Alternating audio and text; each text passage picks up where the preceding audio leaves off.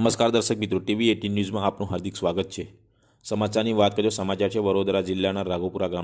ગામમાં આવેલ રાઘોપુરા પ્રાથમિક શાળામાં 26મી જાન્યુઆરીના 77મા પ્રજાસત્તાક દિન નિમિત્તે રાઘોપુરા સ્કૂલના વિદ્યાર્થીઓ દ્વારા અનેક કાર્યક્રમો યોજવામાં આવ્યા હતા, જેમાં ખરેખર સ્કૂલના શિક્ષકો દ્વારા ખૂબ મહેનત કરાવી વિદ્યાર્થીઓને પ્રોગ્રામ માટે તૈયાર કર્યા હતા અને આ પ્રોગ્રામમાં ગાંધી બાપુ અમર રહો, જય હિન્દ, વંદે માતરમ તથા રાષ્ટ્રગાન સાથે આ સફળ કાર્યક્રમની શરૂઆત કરી હતી। ગામની શિક્ષિત છોકરી શહેનાઝ સાદિકભાઈ પટેલ દ્વારા ધ્વજારોહણ કરાવીને સફળ કાર્યક્રમ યોજવામાં આવ્યો હતો, જેમાં હિન્દુ મુસ્લિમ લોકોએ ભાગ લઈને સફળ કાર્યક્રમને અંતે જે મહેનત કરી હતી તે વિદ્યાર્થીઓને તથા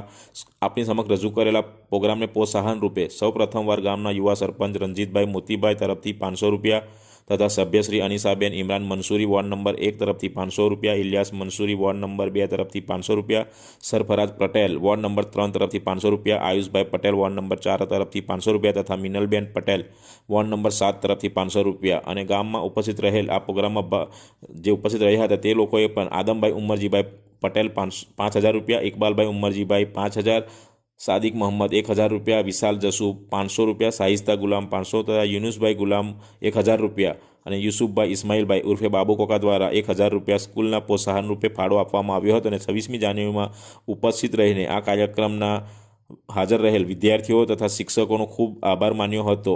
reporter Suleman Mansuri, TV18 news, Vadodara.